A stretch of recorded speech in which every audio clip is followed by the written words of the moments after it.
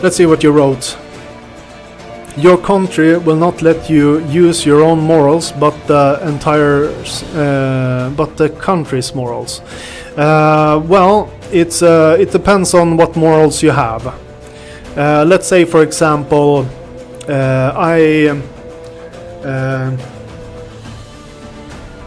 we don't allow drug use in Sweden, for example. You can drink alcohol, and there are drugs that are medicinal, that you can use them as medicines, but if you haven't gotten them from a doctor, they are counted as a drug.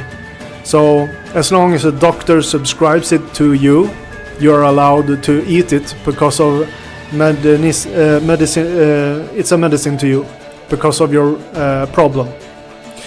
And then you have drugs that are entirely illegal. Now, for me, I was in my youth a person who had substance abuse, which means that I bought drugs from people who was not allowed to sell drugs, and I was not allowed to use those drugs. And those drugs were not good to me. They were bad. They affected my health, my well-being, and it didn't help me to become a better person or get farther in life. It was a hindrance for me, and basically I don't blame Sweden for wanting to put drug salesmen in jail, or the peddlers or the smugglers. And I think that if we would legalize, you will also be unable to help the ones who have a drug abuse, because in Sweden today you can apprehend a person that has a drug abuse that is dangerous to their well-being. Like if their abuse is a threat to their life, you can forcefully apprehend them so they will get help for their abuse. If you would have total legalization, you will be unable to do that. If you have a total legalization of drugs, then anyone working for society can only watch while that person kills themselves with drugs, because they will have that freedom. So it depends on the situation and the problem. It's not just because let's say you have a community. A community has morals as well. So your argument would be your community wouldn't let you have your own morals. You must have your community's morals. It would be exactly the same thing. So you wouldn't have freedom anyways. You would only be weakened and have problems defending your position. Let's see what you wrote. That is not freedom. You cannot marry who you want. You can marry only who you think is okay to marry. In my opinion, you should be able to marry 4 women but not marry the same sex. Well, that means you're oppressive. Gay people, why do you take their freedom? Why do you take the freedom of the lesbians and the gay men? What gives you the right to take oppressive stance against them? I don't have to be gay, like gay sex, or think that lesbians are smart when they don't have children with their lesbian relationship. But that doesn't mean I have the right to hinder them or stop them. And you are allowed to marry more people. You only be married to one person at the time. You're still free to have as many girlfriends as you like. you can have one wife and then you can have 3 girlfriends, for example. Sweden does not hinder you from doing that, but you can only be married to one person at a time. So the restriction is only to how many persons you can be married to, who's your wife. Girlfriends, you can have as many girlfriends as you like, as long as those women want to be your girlfriend. If they want to share you with other women. Most women would say, I don't want to be with you because you have 3 other women in your life. I want a partner that gives me all the attention, you know. So your standpoint is that 4 women are drooling after you, and I don't think that's the case, Timmy. Alright, your next argument. You apply your morals on others as well in your society. So in my society, atheism is not considered moral, just like how you don't allow me to marry 4 women or do drugs or marry before 16. We do not allow you to be an atheist or homosexual. Yeah, exactly. You're oppressive dictator.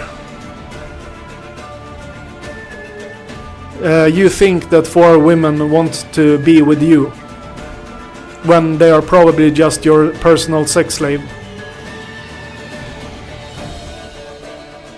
Marrying before 16 is that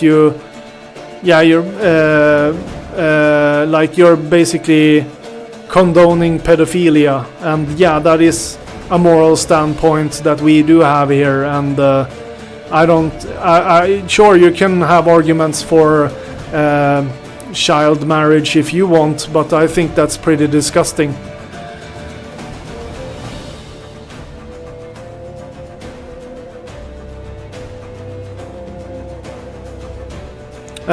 In Sweden, you're not allowed to marry at 15, but you can have 15 is the legal age to start having sex. The problem is if you have sex with people who are younger than 15, you're a pedophile. So this law is a bit stale, and they just put like a straight line that here's the line, which can cause a lot of friction and unfair treatment. So, but we need to put the line somewhere, and I'm in the personal belief that an adult person maybe shouldn't have sex with children. So there's the opposite side of that, like there's people who are like pedophile hunters and so forth that totally hate those people, and they themselves are acting in a very criminal manner. So I think that's unfair as well, because society should be stopping them as well. So one bad act doesn't condone another. But you would have that problem in a liberal world where you can do whatever you like.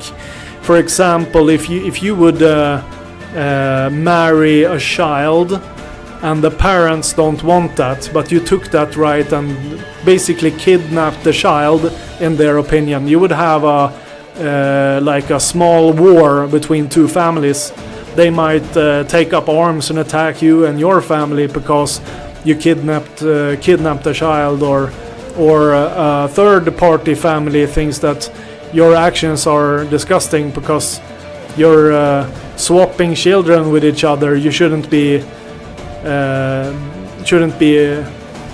able to exist.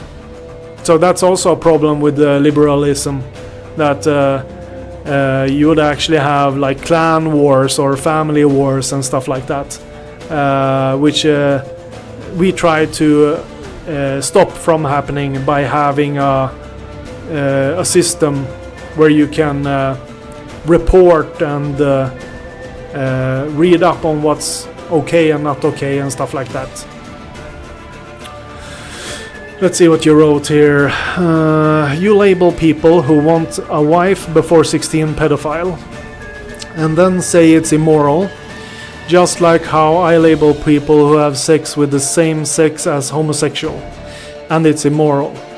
Yes, but their homosexual relationship does not impact you. And the reason why we have the age gap for adult and child is because a child is not developed enough to make their own choices. So it's also to protect children from diseases that sexual adults might have contracted. So say for example you have an adult person that has herpes or HPV, and they have sex with a child that will get their first sexual experience with an adult, and then they will also be contaminated with sexual transmitted disease, and they were uneducated to think for themselves, or maybe they even got pregnant at 13 with their first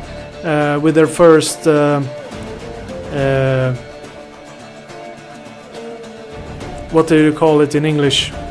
Basically, when they come into puberty, they start bleeding once a month and they can become pregnant. So they might not be aware of the physical dangers of becoming pregnant before you're a fully grown adult. So you need to be about 18 to 19 to have a safe pregnancy. If you get pregnant when you start getting your period, you are in a dangerous situation because your hips hasn't developed to an adult's hip, so you will get worse health if you get pregnant before 18 to 19 because of the skeletal growth is not complete yet.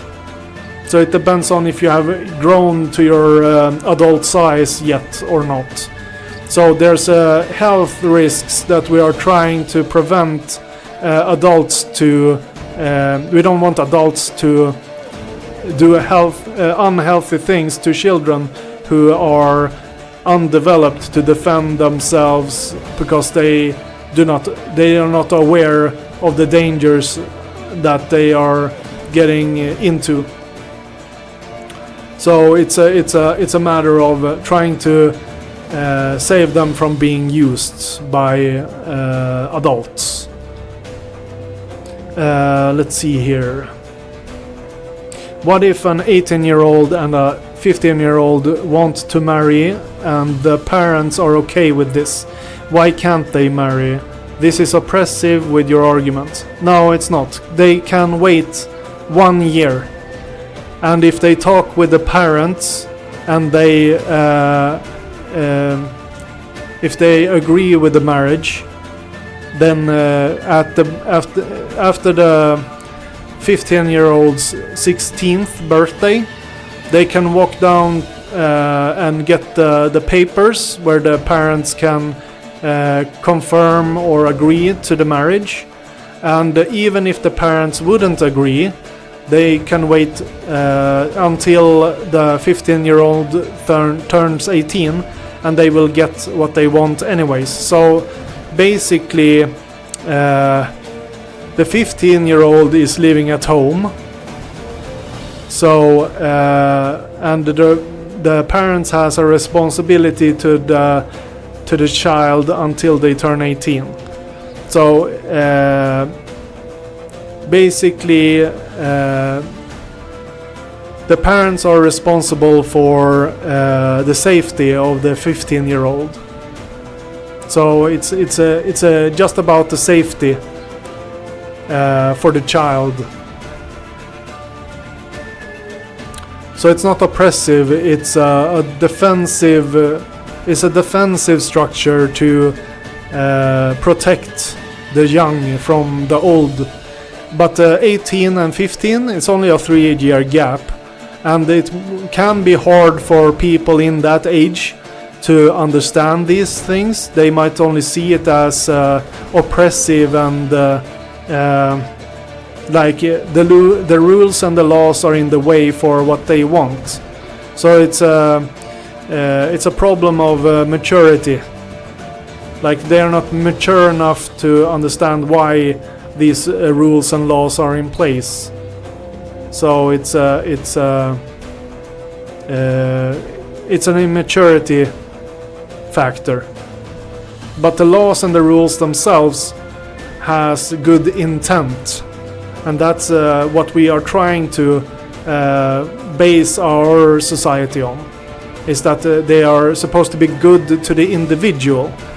So you say it's oppressive, but it's we try to make it fair for everyone. That's why we have a set for everyone that's the same, and that the freedom will come at certain points, and that's the point of view.